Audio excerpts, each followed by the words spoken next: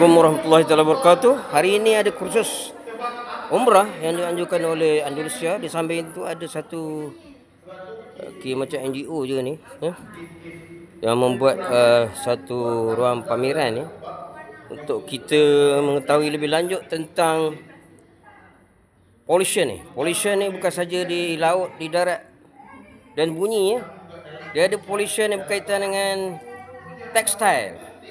Di sini ada satu, saya tunjuk kepada tuan-tuan kita panggil satu poster lah ataupun handout yang boleh kita baca tapi dalam bahasa Inggeris. Mungkin kita koordinator kita yang ini bertugas boleh bagi penerangan sikit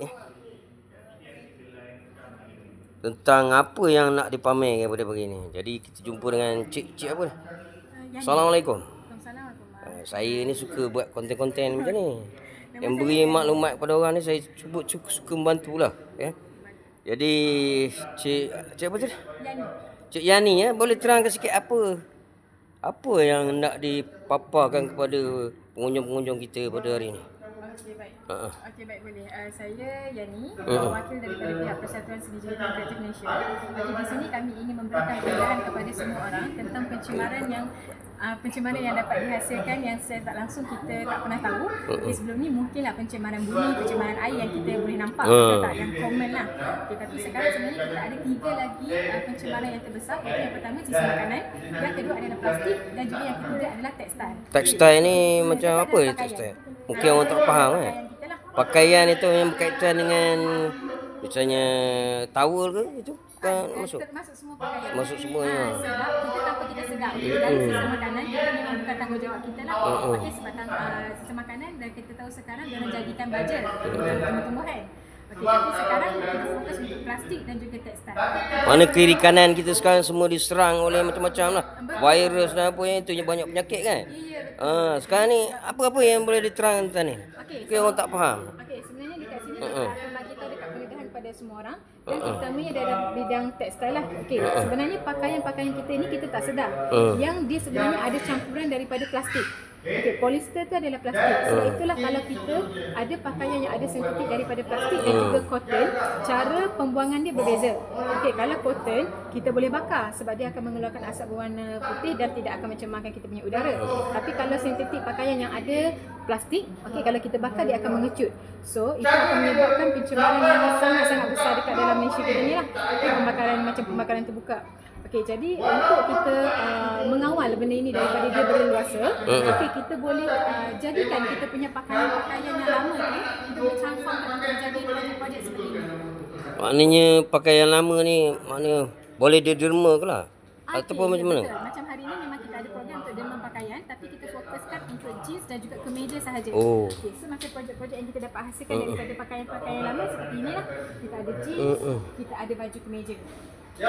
Baju kemeja dijadikan beg? Ya betul, dijadikan beg. Siapa yang usahakan benda ni? Okey, soalan itu sebab memang kita untuk Persatuan Seni Jeritan Kreatif Malaysia dia ada satu kolaborasi bersama dengan Pusat Latihan Pertangan Apple. Okey, di mana Pusat Latihan Pertangan Apple itu memberikan pendedahan di dalam bidang seni jeritan lah. Jadi buat waktu ni kita cuba tinjau beri pendedahan sikit orang supaya nanti kalau orang nak tanya dia boleh baru beritahu dia nak tanya apa kan. Jadi tujuan hari ni matlamatnya yang utama ialah untuk apa? Matlamat untuk memberi satu awareness kepada semua orang tentang pentingnya kita menjaga alam semula jadi kita, terutamanya daripada sisa pembuangan tekstil dan juga plastik. Apa akhirnya lah untuk awal ni apa nak beritahu orang ramai supaya datang bersama ke ataupun macam mana? Pakaian yang ada banyak dekat rumah itu kita jangan buang macam itu sahaja. Mungkin pakaian tersebut ada nilai nilai yang tak terhingga, mungkin pemberian daripada orang-orang yang kita sayang. So apa salahnya kalau daripada pakaian-pakaian tersebut kita boleh hasilkan sesuatu produk baru untuk dijadikan. Ni ada budaya satu orang suka beli baju bandel, pakaian bandel. Macam mana nasihat? Cik apa tadi saya lupa. Okey, apa nasihat? untuk pakaian-pakaian bandel macam saya ada buat penerangan kepada pekerja bandar. Mungkin sebelum ini diorang ada menjual seluar jeans yang boleh dipakai sahaja.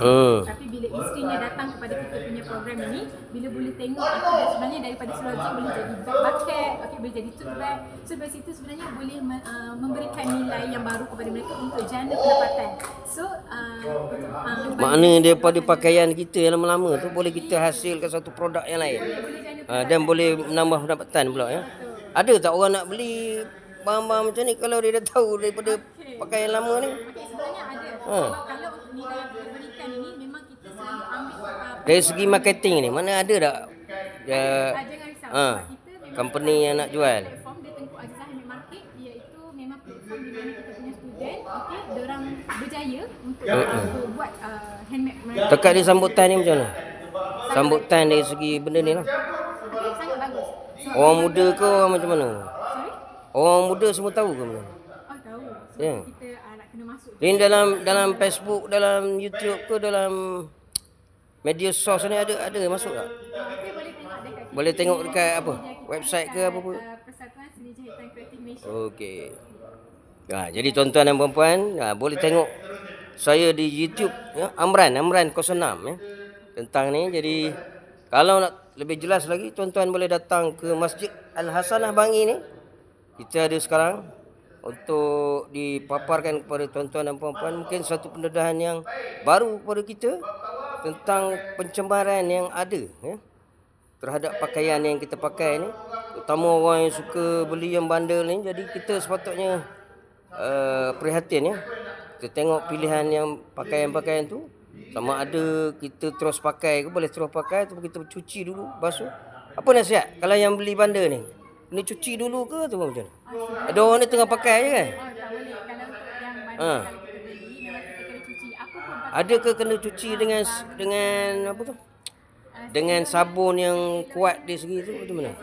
kita basuh bagi bersih lah. Kalau baju baru sendiri pun kita basuh kan. Tambah kalau baju bersih kita cuci supaya Okey, caranya jadi untuk siapa yang ingin mendapatkan maklumat lanjut tentang krisis pollution tentang pakaian ni ataupun tekstil ni, boleh datang ke masjid pada hari ini sehingga berapa ni? Hari ni saja sampai pukul 12. terhad sangat dah masa ya. Lepas ni ada buat di tempat lain ke?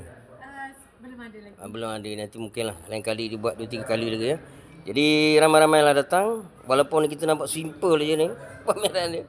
Tapi ada maklumat yang besar yang kita mungkin tidak tahu. Jadi sama-samalah ramai-ramai kita datang pada hari ini. Ada lagi masa lebih kurang 1 jam 2 jam lagi. Datanglah beramai-ramai ya. Okey, assalamualaikum.